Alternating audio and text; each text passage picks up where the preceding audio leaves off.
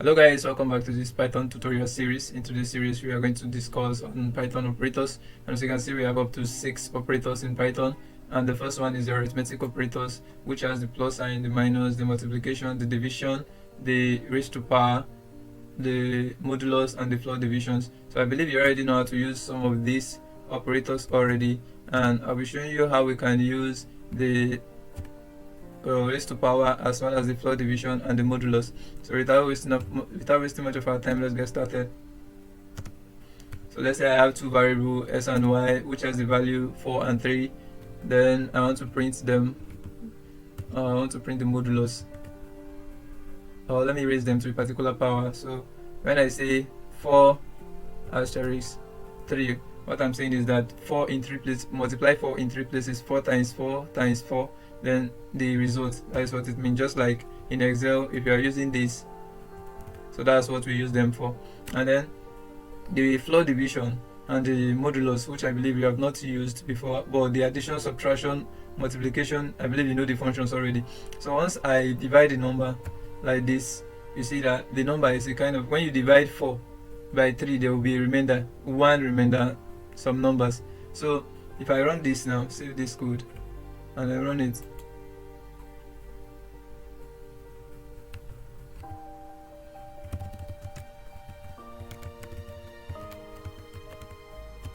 then you see we have one remainder 3.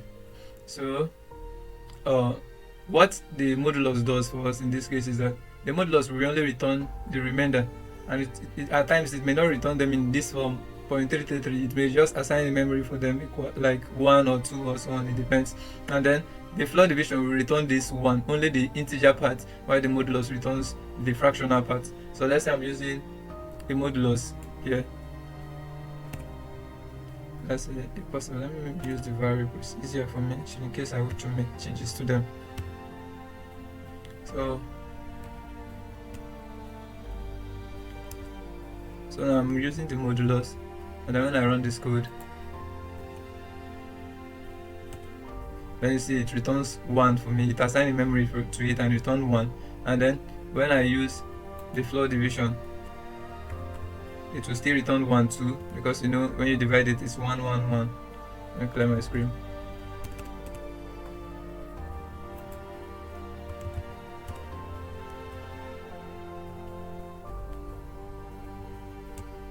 You see we have 1, but in the case where I want to use modulus, let's say we have higher number like 7,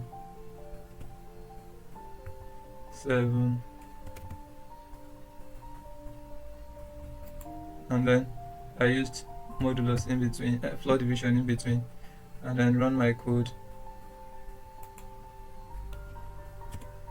Then see we have 2, but once I change it to the modulus,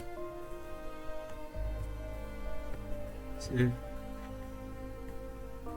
run it, then you see the remainder is 1. So that's the difference between the modulus and the floor division. Then I will comment this,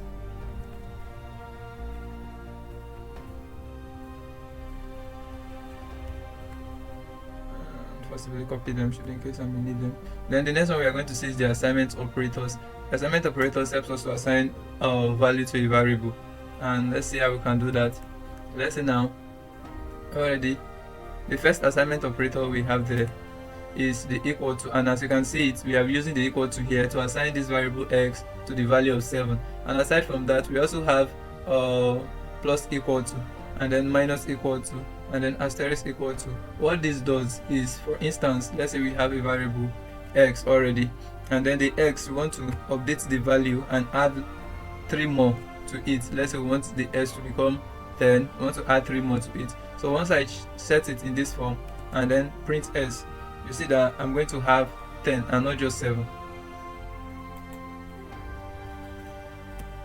And you see we have 10 here. So this is how we can additionally assign a numeric value to an already existing variable with a value. So, and this is also applicable to the minus equal, the asterisk equal, which will like multiply the number. If I make it like this, it will multiply 3 by the number. So you can go and try them out. This is how we can use the assignment operators to assign value. And then let's go to the next one. I think they are applicable, so without wasting much of our time, we'll go to the comparison operators, and in the comparison operators, let me paste my code here. For the comparison operator is used to compare two numbers, check whether they are equal or if they are not equal. So let's say, for example, now I'm using s and y, and I have another variable z, and then z is checking for me if s is equal to y. Let's say I'll set them to like the same variable, let's say 3 3. Then if I want to check it, I'm going to say x equal y. So this is how we'll check if they are equal. And then if I print z here,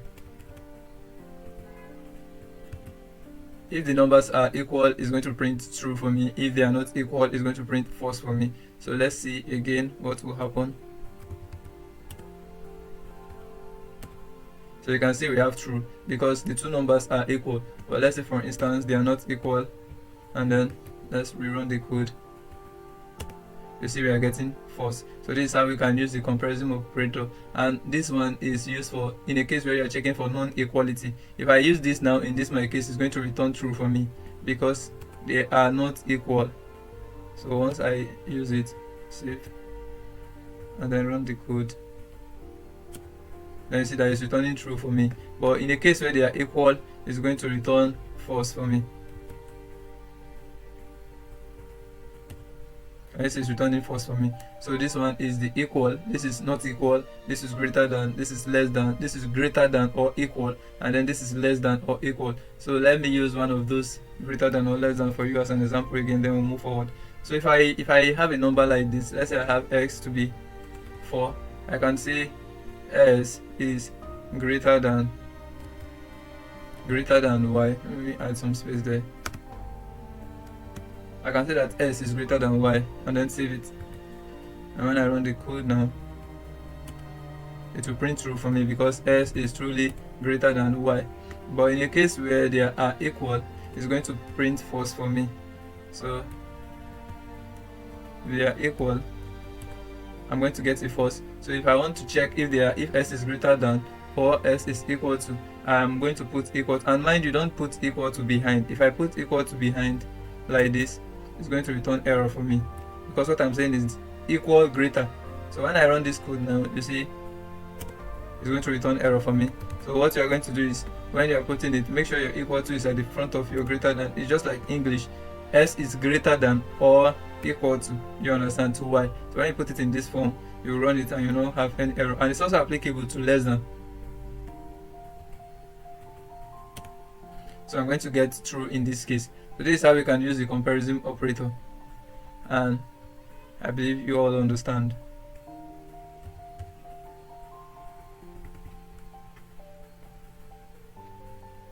Let me comment this out so that I won't have much code in my head, but I'm just doing this so that I will drop the note for some of you. I will need it on my GitHub. Then we also have the logical operator, which we use to perform some logic in Python. Let's say I have my values here, and then I want to check for and, or, and not. They are the logical operators we have in Python. So let's say I have another variable z here again, and then I'll say z is equal to, or let's say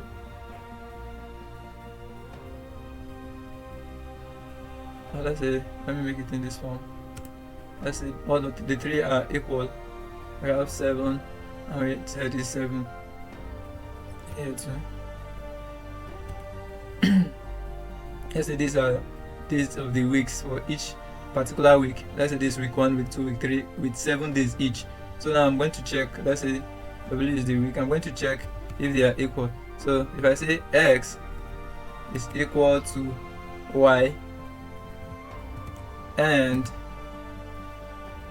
s is equal to z, if this condition is true, which I know is true because s is equal to y, which is 7, and y is not as if they are equal here in terms of the variable name, but the memory space assigned to them, the value they have. So once I save this now and then print y, print w, so let's see what we are going to have as our output.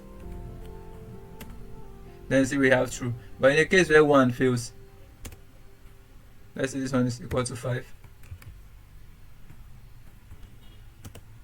And then it's going to return false for us because s is not equal to z. And you know, when you are using and, the both condition has to be true. But if you are using or will just check if one condition is true, and then if one is true, then it's going to print true.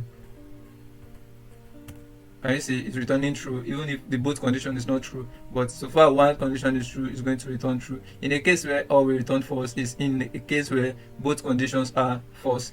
Then another condition we have to check is the not. Then let's say if I want to check not, here we have s is equal to y, which we know that they are equal. But if I say not before it's like this, not is just like the inverse of what I've already done. So let me try and run it and see what we are going to get. If I print w, you see that I'm getting false because it's just the inverse of what we are doing. So far we know that s is equal to, let me remove this y, or you just know that this is our s, this is our y. We know that they are equal, but not will just give us the inverse of what we already know. But in a case where they are not equal, it's going to give us another inverse. Let's say they are not equal here again, we have 2 here, which we know that they are not equal. If I run it, it's going to tell me that it's true because it's returning the inverse. That is what we use the not for. So I believe you understand this logical operators too as well. Now let's move to the next operator, which is the identity operator, is and is not. So let's say we have our variables always again, and then I have another one z, and then let's say this is, let me try to like relate it more with you, my age, and then this is your age. So let's say this is my age and this is your age. My age is let's say 15, and then 709, oh god. Let's say my age is 15 and your age is 10, and then if I want to check if both are equal, I can just say my age is your age like this. And then once I print my z, once I print the z, then we'll check if it's true, if my age is truly your age, or if my age is not your age. So once I run this, you see that way is false because me and you, we are not age mates. But in the case where I make it to be like 10, and then save this, run it, you see that it's going to return true because my age is equal to your age and we are age mates. And then in the case where I want to say it's not, let's say we are not, I'm going to check if my age is not your age. I will just add not to it, and then which we know is going to return false because at this point we are age mates, so it's false. So that is where we used to check is not. And if I change the age to any lesser number or higher number, let's say I make this one 11, or let's say 11, save it, run it, then you see we have true now because they are not equal. So that is how we can use the identity operators. And then the next one we are going to check now is membership. But before that, let's comment this out. So we are going to check the membership now, and then let's say we have a variable as family, or my family.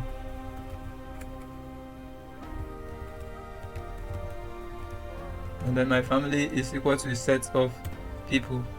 Let's say I make them, this is a member of my family, Joy, and then I have Dan, and then I have Kate or whatever.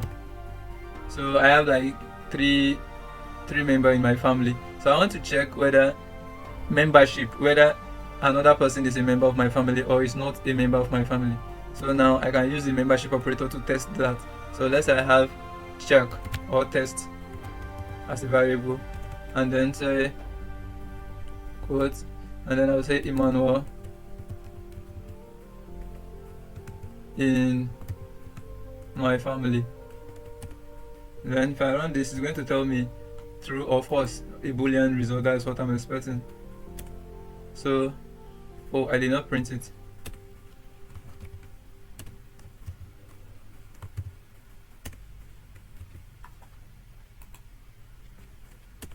So you see we have false. Emmanuel is not in the family. But if I check, if I use is not in now, you see that it's going to print true because we know it's not in. Can you see we are having true? So this is how we can use the not and in to check whether or something is a member of something or not. And aside from this, we can also use numbers as well in our set and check. Let's say I have 3, 2, 4 in a set, and then I want to check whether a particular number is not inside. I can use 6. If 6 is inside this, if it's not inside, it's going to print true. If it's inside, it's going to print false. So when I run this code, you see we have true because 6 is not inside the set or the family.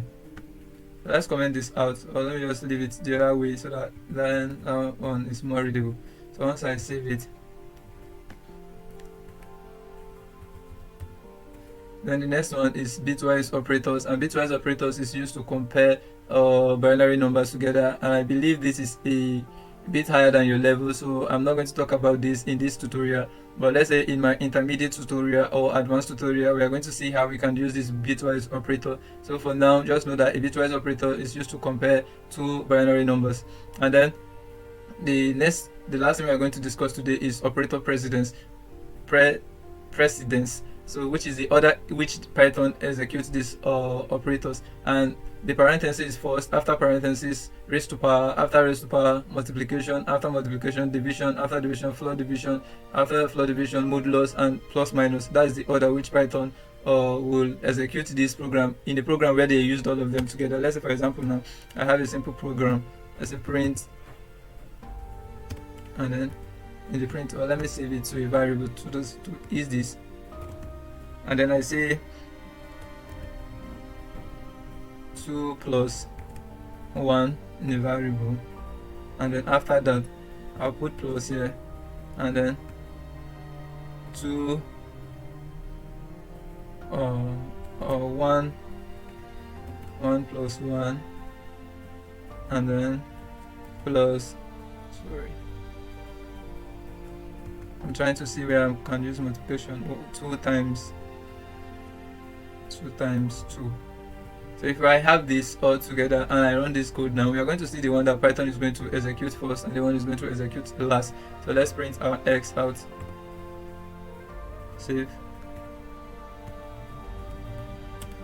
And then you see we have 9. So let's check the order which Python executed this. 2 plus 1 is 3, and then it goes outside, and then it will not start from this 1 plus 1, but it will go to 2. 2 times 3 is going to be what?